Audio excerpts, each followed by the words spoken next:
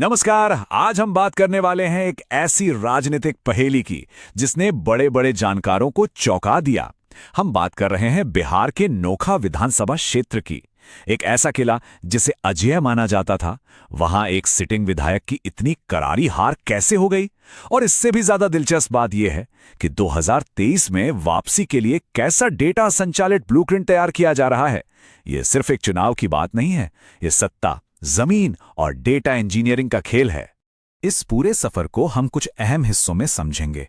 2025 के उस शुरुआती झटके से लेकर हार के असली कारणों, वहां के जातीय गणित और आखिर में 2030 के उस व्यवस्थित 4 चरणीय मास्टर प्लान तक की बात करेंगे। तो चलिए सबसे पहले 2025 के उस बड़े चुनावी झटके से ही अपनी बात शुरू करते हैं। नोखा बिहार का 211 नंबर का विधानसभा क्षेत्र। इसकी 85% से ज्यादा आबादी गांव में बसती है। यहाँ की मिट्टी की धड़कन, लोगों की रोजी रोटी, सब कुछ सोन नहर प्रणाली पर टिका है। खेतों में पानी का आना या न आना सीधा बैलेट बॉक्स पर असर डालता है। देखिए, चुनाव का विश्लेषण करना सिर्फ हार जीत का गुणाभाग नहीं है। हमारे संवैधानिक मूल्यों के तहत हर वोटर की गरिमा का सम्मान करना और पूरी जिम्मेदारी के साथ एक इन्फॉर्म्ड पब्लिक डायलॉग स्थापित करना बेहद जरूरी है। हमारा मकसद इसी लोकतांत्रिक जिम्मेदारी को निभाना है। अब जरा इस नंबर पर गौर कीजिए। 24,054 वोट। 2025 के चुनाव में हार जीत का यही फासला था। राष्ट्रीय जनता दल की लगातार 2 बार से जीत रही विधायक के लिए ये 13.20% की भारी भरकम हार थी। एक ऐसा गढ़ जो पूरी तरह सुरक्षित लगता था, वो अचानक कैसे ढह गया। बदलाव कितना बड़ा था, इसे ऐसे समझिए। 2020 में आरजेडी ने 44% से ज्यादा वोट लेकर शानदार जीत दर्ज की थी। लेकिन 2025 आते आते हवा पूरी तरह पलट गई। जनता दल यूनाइटेड ने 51% से ज्यादा वोट हासिल कर लिए। ये 18.85% का सीधा पॉजिटिव स्विंग था। और यकीन मानिए, इतना बड़ा स्विंग रातों रात नहीं होता। इसके पीछे एक गहरी सुलगती हुई नाराजगी होती है। तो आखिर ये स्ट्रक्चरल फेलियर हुआ क्यों? आइए इस हार की थोड़ी चीरफाड़ करते हैं और इसके पीछे के असली कारणों को समझते हैं। 61.21% की बम्पर वोटिंग। जब भी मतदान का प्रतिशत अचानक इस तरह उछलता है ना, तो समझ लीजिए जमीन पर कुछ बड़ा हो रहा है। ये साइलेंट वोटर्स का गुस्सा था। एक जबरदस्त एंटी इनकम्बेंसी लहर थी जिसने मौजूदा विधायक के सारे पुराने फायदों को एक झटके में धो डाला। इसे हम रणनीतिक भाषा में चतुर्मुख सिद्धांत की विफलता कहते हैं। 4 मोर्चों पर नाकामी। पहला, पोलिंग एजेंट बिल्कुल सुस्त थे। दूसरा, संगठन का नेतृत्व भारी भरकम था पर जमीन से कटा हुआ था। तीसरा, इनका नैरेटिव बस पुरानी घिसी पिटी बातों में उलझा रहा, लोगों की असली तकलीफों को छुआ तक नहीं।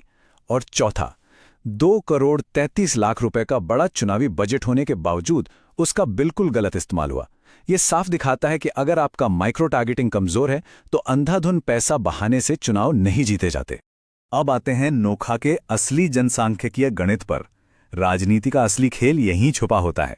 गणित बिल्कुल साफ था। यादव और मुस्लिम वोट बैंक ने एक बेस तो जरूर दिया, लेकिन एनडीए ने 4.21% कुशवाहा स्विंग वोट्स पर अपना पूरा कब्जा जमा लिया। और राजनीति में स्विंग वोट्स ही गेम चेंजर होते हैं। इस छोटे से ब्लॉक ने अन्य जातियों के साथ मिलकर एक ऐसी गणितीय दीवार खड़ी कर दी जिसे पार करना मौजूदा विधायक के लिए नामुमकिन हो गया। लेकिन सवाल यह है कि कैंडिडेट की अपनी खुद की इमेज का क्या हुआ? उनका रिपोर्ट कार्ड कैसा था? अगर हम इसे वस्तुनिष्ठ तरीके से देखें तो डेटा चीख चीख कर कहता है कि सिर्फ एक कोर वोट बैंक के भरोसे आप चुनाव नहीं जीत सकते। जब तक आप अति पिछड़ा वर्ग या ईबीसी वोटर्स को अपने साथ नहीं जोड़ते और किसानों के मुद्दों को हल नहीं करते, तब तक सिर्फ पुराने जातीय समीकरणों के भरोसे बैठे रहना एक तरह की रणनीतिक आत्महत्या है। और पब्लिक इमेज तो तब और भी खराब हो गई जब लोगों ने देखा कि 5 साल में विधानसभा के अंदर विधायक जी ने सिर्फ 23 सवाल पूछे। जी हां, सिर्फ 23। इसके ऊपर से 3 पेंडिंग क्रिमिनल केस। इन चीजों ने तटस्थ और शहरी वोटर को पूरी तरह से दूर कर दिया। जरा सोचिए, जब जनप्रतिनिधि की सक्रियता ही ना दिखे तो जनता का मोहभंग होना तो तय है ना। अब जरा उन जमीनी और सामाजिक मुद्दों को देखते हैं जिन्होंने इस पूरे गुस्से को हवा दी।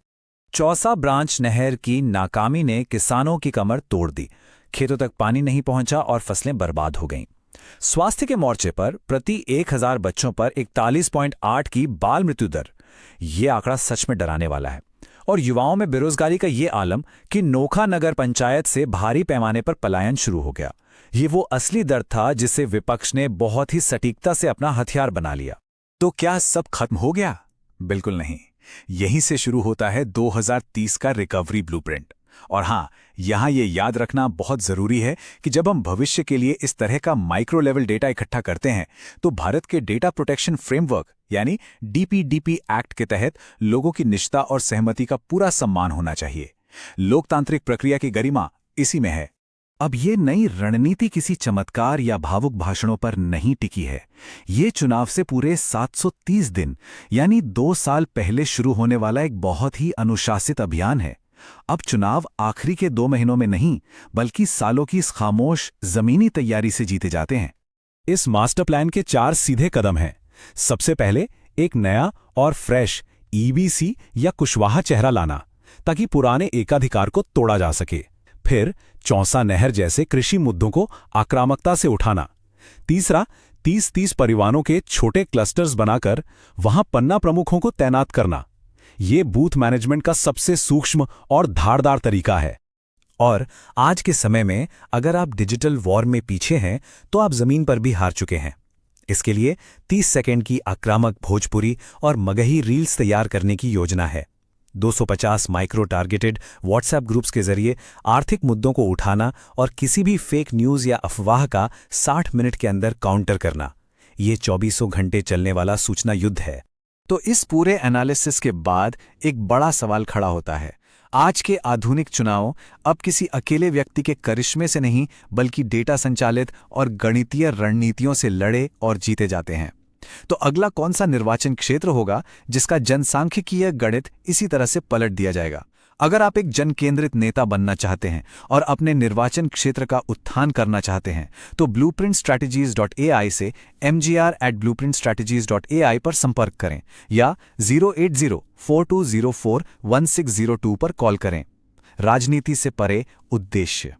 इस गहरी चर्चा में मेरे साथ जुड़ने के लिए आपका बहुत बहुत धन्यवाद।